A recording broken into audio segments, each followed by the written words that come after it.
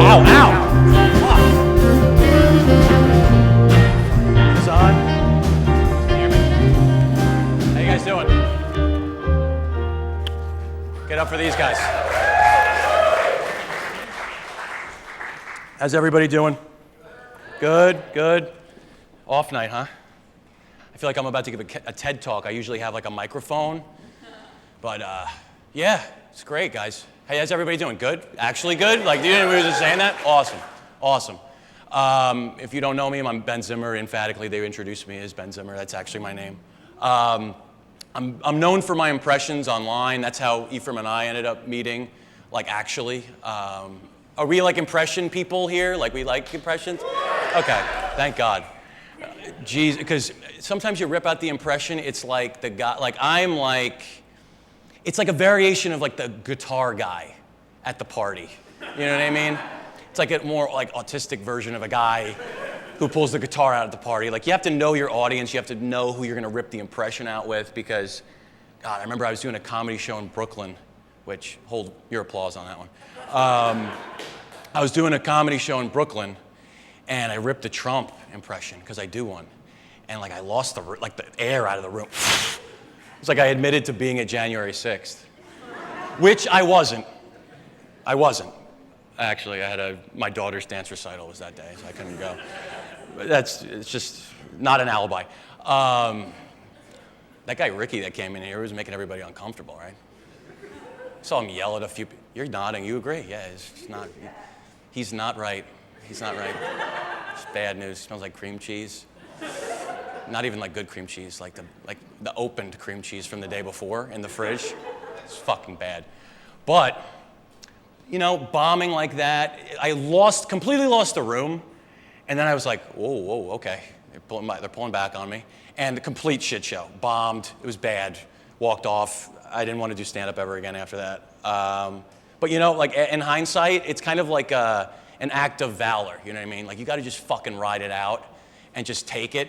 And just have that existential crisis and rethink all of your life choices in that moment. Because it's kind of like, you know, it's admirable to just ride it out like that, you know? It's kind of like, you don't give a shit, like you're shitting everywhere in front of this whole group of people, in front of everybody, it's fucking embarrassing. And then you just ride it out. It's kind of like, you know, I don't know how many people have older relatives, but it's like when, like your grandpa like farts in front of you, and like doesn't acknowledge it, and he just lets it like, he just like looks at you, and you look at him, and he just nods at you, and you just keep, like, oh yeah, so the Mets, oh God, they're bad, they're in bad shape. But yeah, despite my disposition, I am employed. I work at a library. Ooh, it's good. I don't have anything for that, it usually gets a good pop, because it's weird, but you know, you deal with a lot of interesting characters at the library, and I particularly work at the reference desk, and you know, just people come in with random problems, their thoughts on, you know, Filipinos and you know, other things. But there was this one guy, I always end up troubleshooting this one guy's problems. Every fucking day, it's a new problem with him, and it's like he's like I got 6 phones, and everybody keeps hacking my phones, and it's like you're the common thread here. You're the problem. But one day I was helping him, I was trying to get into his Google Photos, so I'm on the computer with him, and it was very traumatic what I saw. Like I was just trying to troubleshoot it with him, and I'm scrolling, oh, we're connected, and we're going through the dates, and I just see, like, I'm gonna get on the ground for a second. Pretend this is cock and balls. So there was a picture, bare ass, and he was like this, and the picture was like this, and his dick and balls were here. And I was scrolling down on Google Photos, right? And we get to this picture, right? Obviously send it to somebody he cares about very much. And we're scrolling, we end up on the picture, he's like, oh shit, what the fuck is that? like he didn't take that picture. When you get in that position, you usually would remember getting in that position. But yeah, working at the library, it's a lot of fun, especially that's Jeff. That's Jeff, my friend. Seems like he's a nice guy. It's just after that, our relationship kind of changed. He's a fucking bare asshole. But my family, I think, thinks I'm on the spectrum. Thank you. Yes, give it up. Give it up for Spectrum. Give it up for Spectrum. Yeah. And it's like they've never outright said it. They've never said anything like, oh, you should get a test. You know, maybe something's wrong with you. You know, they're just like, you know who you're like? Your Uncle Robert.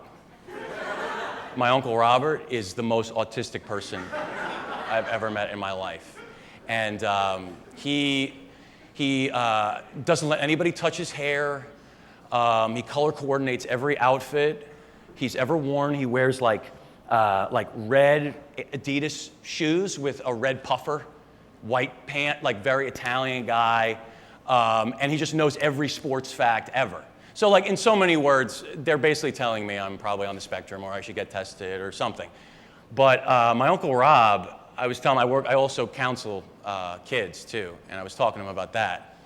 And we're going out to the car. He's got a suit for me in the trunk, so we're just trying to make small talk. And this is his version of trying to make small talk with me. This is the first time he's ever asked me about work, ever.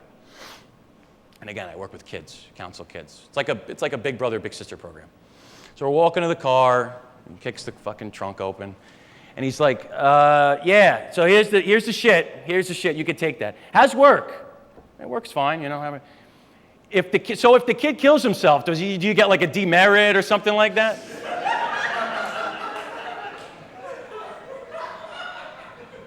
It's like, no, I just have to live with it, you know. I just have to live with that, you know. And yeah, he's an odd character, very odd character. So I don't know how much time I have. I'm just ripping and running. But I think I'll close. Because the bit that bombed at this Brooklyn comedy show, right? It fucking killed before. It's killed before. It's done very well, right? So I was thinking if you guys want to, yeah, you want to? Okay. So this is still at this point I wrote this, or I didn't even write the joke down. I just thought of this joke when Elon and Trump were still like seeing each other. So I was very concerned about that whole situation and space travel and the fact that, you know, a glorified, you know, the kid in 7th grade that wouldn't give you his notes and had a rolly backpack is in charge of NASA or whatever, space exploration. So, you know, I was afraid because I don't know, Trump's a scary, you know, guy. He's a funny guy, but he's very scary. And he's senile, he's got fat legs now, he's all gorged because he's old.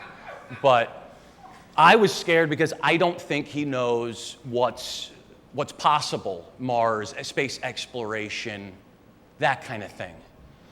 And so my fear is that Trump's gonna come out one day and get to the podium, and he's gonna be like 6 feet away from the podium like this.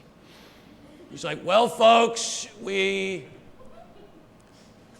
did Mars very strongly. Nobody's ever done Mars quite like we did. And now what's next? We're gonna go to Tatooine. We're gonna go down to Tatooine and the Hutts. I love the Hutts very strongly. Jabba, he's a great guy. And, you know, see, it's killing here right now. It's killing. The Hutts, I love the Hutts very strongly. We have a tremendous debt with Tatooine and the Hutts are gonna pay for it. And in this bit, breaking character here, in this bit, he blames Joe Biden for incurring massive amounts of pod racing debt, but it's really on his dime. I don't really figure out a way to get that in there, but for the sake of the bit, I feel like you guys should know that that's the kind of guy I am. So yeah, you guys fucking liked it. It's awesome. It's great. Awesome. Ready for more show? We're ready for more show? Yeah! Yeah! Good.